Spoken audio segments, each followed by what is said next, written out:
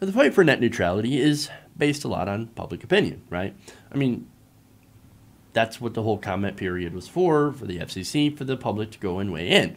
Apparently, they want to know what you think about net neutrality rules and whether you want to repeal them. Now, of course, the last time that they tried this, there was an overwhelming response, millions of comments sent to the FCC, which was under Tom Wheeler, that said, hey, protect net neutrality, right? So again, public opinion is very important in this fight, as well as the information on how it would impact the internet at large. Now, public opinion, while still in favor of net neutrality, has for some reason dropped recently. Now, that's very interesting, though.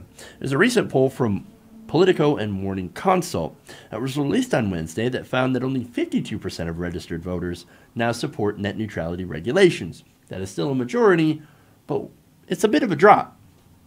Now, 18%, by the way, said that they do not support net neutrality regulations.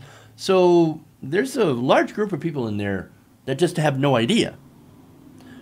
That actually will be very important as we go on with the story.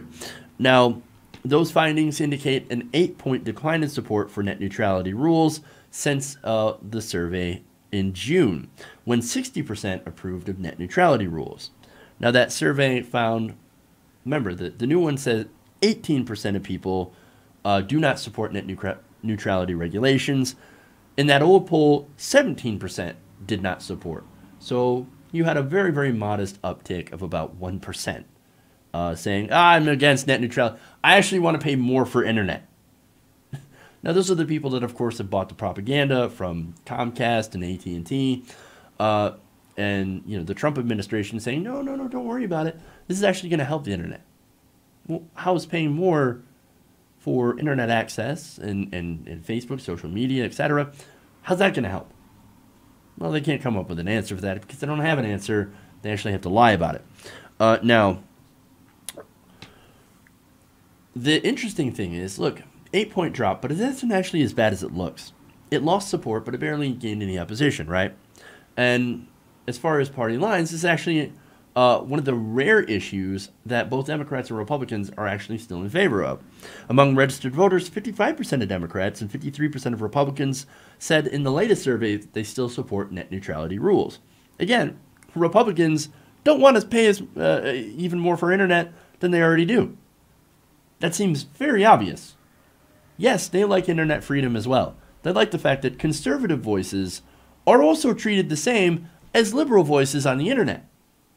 Now, there are some conservatives that are like, no, I just want my voice on the internet. So yes, I would love to crush progressives. I would like to crush freedom of speech. Again, very ironic. And your freedom to access internet sites without being slowed down or blocked or things like that. Okay. Now, look, the poll results, I think, are a lack of information. I mean, this is what I think is creating this such low level of support, even if it is a majority. Now, despite the change in polling results, Morning Consult said the research suggests that net neutrality has just not captured the nation's attention. Huh. Now, this is from Kyle Drop. He's Morning Consult's co-founder and chief research officer. And he said that only 46% of Americans say they've heard a lot or some about net neutrality recently, compared to 67% who talked about who've heard of tax reform. 7 in 10 said that they've heard about the sexual misconduct allegations against Roy Moore and Al Franken. So, look, one of the biggest issues for information, for online business, consumer rights, that's not being talked about in the media.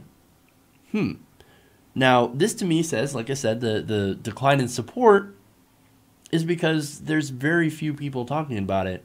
Everybody's distracted with the next Trump tweet and the next person getting caught for sexual assault and all that stuff. I'm not saying that that's not important, but this is also a really important issue that I think supersedes that of, Al Franken, even though what I think he did was absolutely wrong. But now, you're not going to be shocked here for the reason that why no one talks about it. The cable news happens to be ignoring this issue. surprise. Based on an examination of television segments aired on major news networks since November 20th, the day Politico reported that Ajit Pai was planning a total repeal of net neutrality rules. The study found that NBC, ABC, and CBS have devoted just over 2 minutes combined on net neutrality. 2 minutes. Look, and you wonder why most of the country has no idea what's in store for them when they lose net neutrality, or if we lose net neutrality. Of the major networks that Media Matters examine, and look, I've had problems with Media Matters in the past, but I think on this, they simply looked at the numbers and they're like, wow, these cable companies are not talking about net neutrality whatsoever. This happens to be very, very important. Now, of all the major networks that Media Matters looked at, MSNBC did offer the most coverage of the FCC's plan to attack the open internet. Now, Media Matters observed that NBC, which has not covered net neutrality at all, and MSNBC are both owned by internet service provider Comcast, which stands to benefit from the repeal.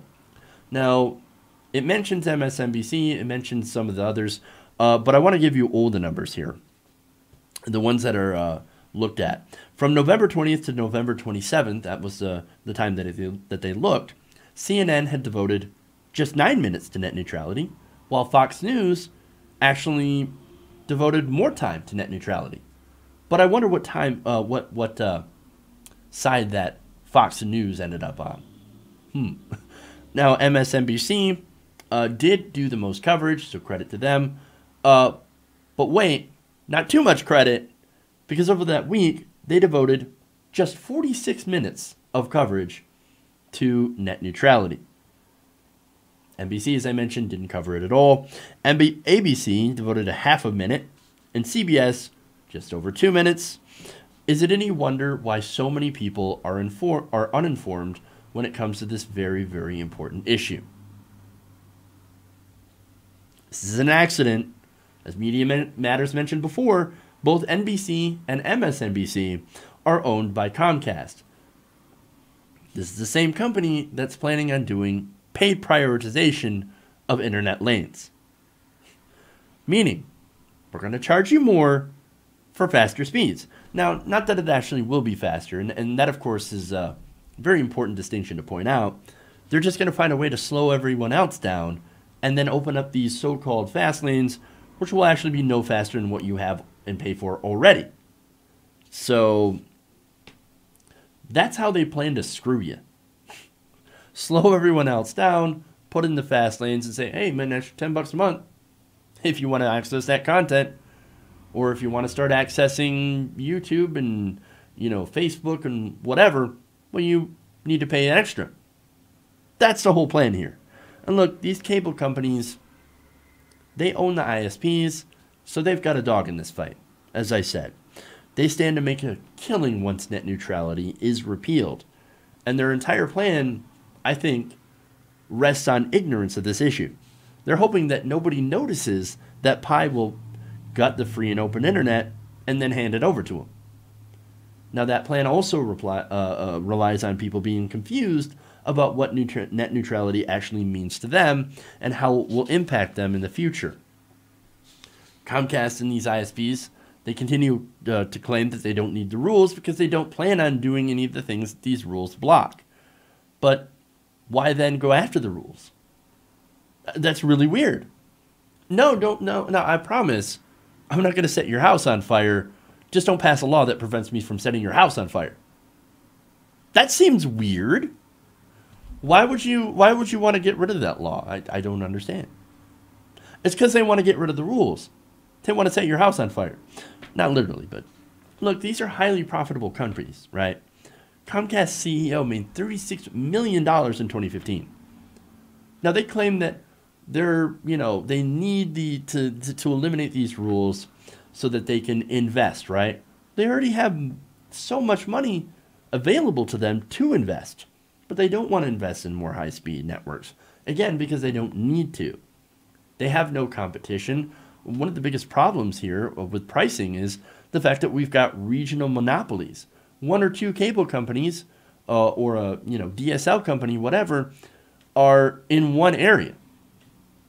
You think they're going to compete and lower prices? No, they're going to work together and be like, hey, we're going to jack our prices up. You do it too. You do it too.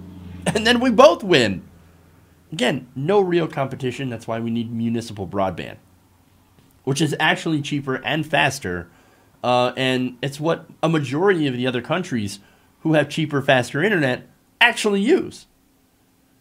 You wonder why South Korea has blazing fast internet at a fraction of the price? It's because they have municipal broadband. Because they don't let these giant corporations control the means of access to the internet. Okay, so all they want to do is they just want to make money, right? They want to make more money off of you. They want to squeeze every dime that they can from you. And repealing net neutrality will allow them to do just that.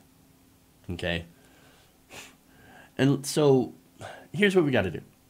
We got to flood the commissioners with calls and emails. You got to tell them, you got to let them know that we do not want them to repeal net neutrality. This is one of the most important fights that we can have. And the mainstream media, of course, refuses to cover it because it's in their financial interest not to. If anything shows you the value of the free and open internet, is that small-time operations like us are actually giving you the stories that the mainstream media refuses to tell because of those financial interests. We can't let them take that away. Hey everybody, thanks for watching this video. If you want to see more like this, please hit the subscribe button below.